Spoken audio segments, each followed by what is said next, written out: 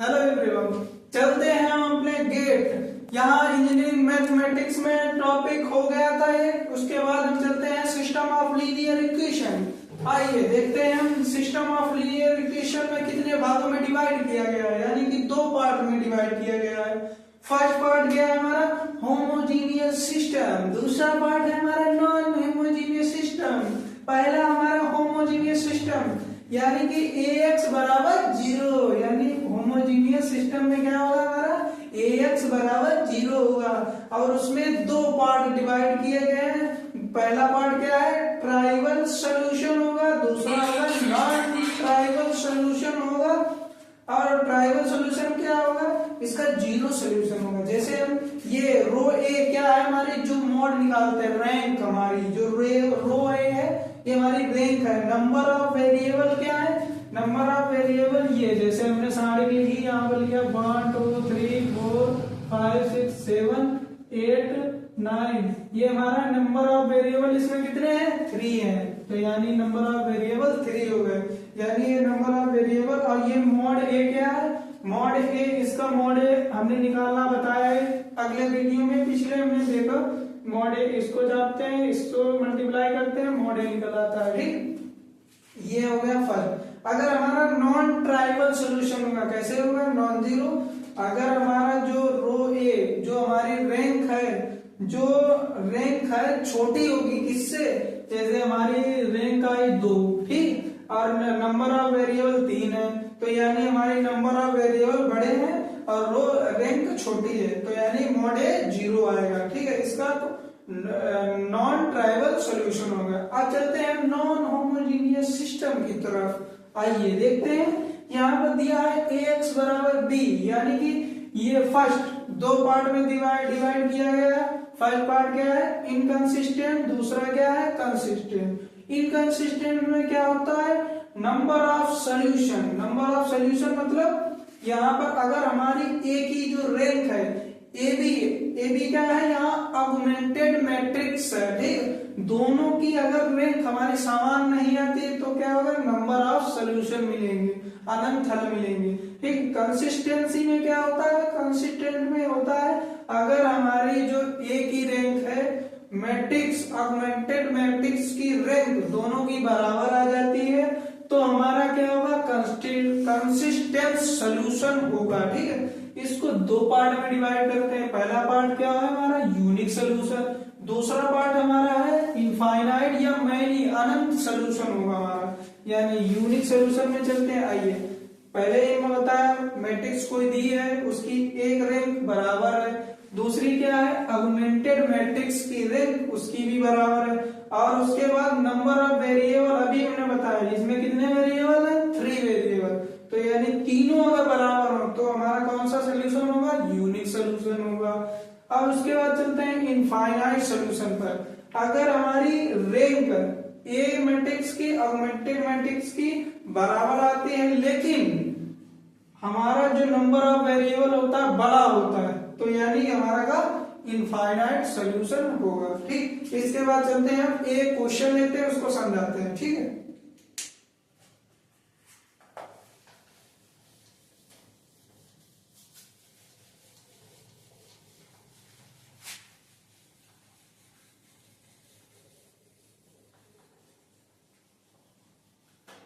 Question है हमारा first question है क्वेश्चन नंबर 1। क्वेश्चन दिया हमारा x plus Y plus Z equal to 4। ठीक, पहली इक्वेशन हो गई। दूसरा दिया है x प्लस 2y प्लस कितना दिया 3z इक्वल टू 6 दिया, दूसरी इक्वेशन हो गई। तीसरी इक्वेशन कितनी दी है 2x plus 3y plus 4z equal to 10। ये हमारी तीन इक्वेशन हो गई। अब हमें रैंक निकालनी है और नंबर ऑफ वेरिएबल्स निकालने। तो सबसे पहले हमें क्या करना है मैट्रिक्स बनानी। कैसे बनाएंगे देखते हैं। देखिए सबसे पहले हमने एक 3x3 की मैट्रिक्स क्यों बनाई, क्यों 3x3 की क्यों, क्योंकि हमारी तीन इक्वेशन है। ठीक, तो हमारी ये 3x3 की हो गई। ठीक है, अब देखिए पहला हमारा यक्स के साथ कितना लिखा है 1, 1 हो गया। यहाँ पर भी 1 लिखा है 1 हो गया, यहाँ पर 2 लिखा है तो 2 हो गया। ठीक है, यहाँ देखते चलिए, यहाँ y की जगह 1 लिखा है, 2 लिखा है, ये 3 लिखा है, ये कितना है 1 है, ठीक, ये कितना है 3 है, ये कितना है 4 है। अब ठीक, ज्ञात क्या करना है, x y z। इसके बाद हमारा कितना दिया है, b की वैल्यू 4 6 10। इसको कैसे लिखा है, ax बराबर b के फॉर्म में। ठीक है, इतना हो गया। इसके बाद हम चलते हैं ऑगमेंटेड मैट्रिक्स की फॉर्म में, यानी ऑगमेंटेड मैट्रिक्स। ऑगमेंटेड मैट्रिक्स क्या होगी, 3x3 में 1 1 2 1 2 3 1 3 4। यहां पर लगाना है डेट, इसके बाद लिखना है बी फंक्शन। ठीक, अब हमें क्या करना है, यहां 0 बनाना है, यहां 0 बनाना है, दो जगह हमें 0 बनाने हैं। तो यहां पर 0 बनाने के लिए हम क्या करेंगे, R2 को माइनस कर देंगे R1 से। ठीक है, 0 बन जाएगा। फिर R3 में क्या करेंगे, जल्दी से कमेंट कीजिए, R3 में क्या करेंगे, R3 में हम R3 माइनस यहाँ पर 2 से गुणा करके इसको घटा देंगे, यानी 2 से गुणा कर देंगे तो हमारा 0 बन जाएगा, यानी कि 0 फाइनली मैट्रिक्स हमारी 0 0। ठीक है, इसके बाद हमारी मैट्रिक्स 0 0, यहाँ पर 1 1 और 1 2 2 डैश डैश 4 2 2, ये हमारी मैट्रिक्स बन गई। ठीक, इसके बाद हम क्या करेंगे, R3 को R3 माइनस R2 कर देंगे। ठीक, इतना R3 माइनस R2 क्यों करेंगे, अभी देखते हैं, आगे चलते हैं। R3 माइनस R2 करते हैं, यानी कि यहाँ स्पेस नहीं, इधर आ जाएगी ऑगमेंटेड मैट्रिक्स। ठीक है, यहाँ पर इसके बाद आने का 1, ये 1 हो गया, ये 2 0 हो गए, हो गया इतना।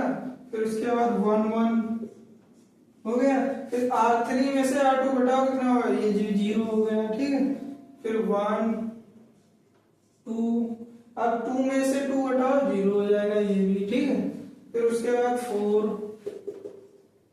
4 2, अब देखो R3 माइनस R2, 2 में से 2 गया 0 हुआ 0, इतना हो गया सोल्यूशन। अब देखिए यहाँ पर हमारी एक ही रैंक क्या होगी, ये इतनी रैंक एक ही होगी, कितनी होगी, रैंक मतलब होता है नॉन जीरो रो, यानी नॉन जीरो जिसमें 0 ना हो। इसमें इतने में देखिए 0 कितने में नहीं है, 1 2 में, तो हमारी रैंक कितनी होगी, 2 1 की। अब देखिए पूरे में यहां से, ठीक, कितनी रैंक होगी, 1 2, इसमें भी 2 होगी, 2 रैंक हो गई, यानी कि ए और बी दोनों की रैंक हो गई। ठीक, अब क्या है, एन, जो नंबर ऑफ वेरिएबल पहले हमारे कितने थे, 3 थे, 3, यानी कि अभी हमने बताया रो ए और रो बी की रैंक, ए बी की रैंक बराबर है, लेकिन जो हमारी नंबर ऑफ वेरिएबल है बड़े हैं, तो हमारा कितना होगा, इनफाइनाइट सॉल्यूशन होगा। ये हमारा इनफाइनाइट सॉल्यूशन होगा, यही इसका हल है। ठीक है, इनफाइनाइट सॉल्यूशन होगा। अब इसके बाद नेक्स्ट क्वेश्चन हम देते हैं, उसको एज अ प्रैक्टिस करना है सभी को। ठीक है,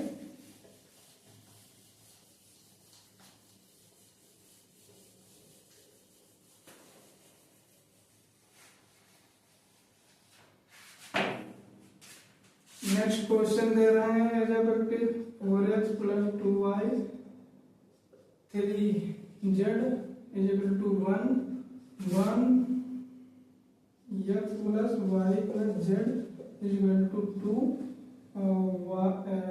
2x + 3y + z = 1।